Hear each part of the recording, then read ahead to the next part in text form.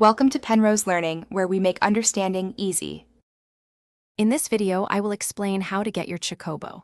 First, you'll need to progress through the main scenario quests until you reach around level 20. This unlocks the ability to join a grand company. There are 3 options: the Maelstrom in Limsa Lominsa, the Order of the Twin Adder in Gridania, or the Immortal Flames in Ulda.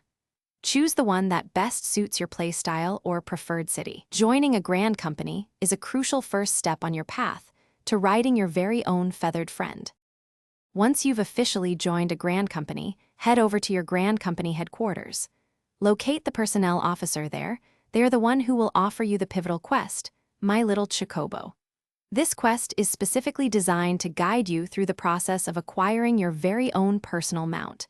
It's a straightforward task, but essential for unlocking your Chocobo. Make sure to accept it to continue your journey. To complete the My Little Chocobo quest, you'll need to purchase a Chocobo issuance. This item costs 200 Grand Company seals.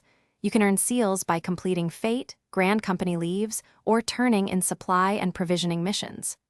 Once you have enough, visit your Grand Company quartermaster and exchange your seals for the issuance.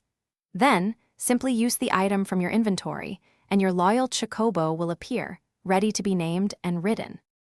After acquiring your mount, you can also unlock your Chocobo as a battle companion. Complete the quest Bird in Hand from the Vath Storyteller in the South Shroud.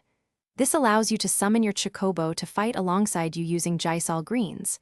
Your companion will gain experience points and level up, learning new abilities in 3 different roles: attacker, defender, or healer. It's a fantastic way to have a loyal ally in combat. Thanks for watching. If this was helpful, leave a like and consider subscribing. See you next time.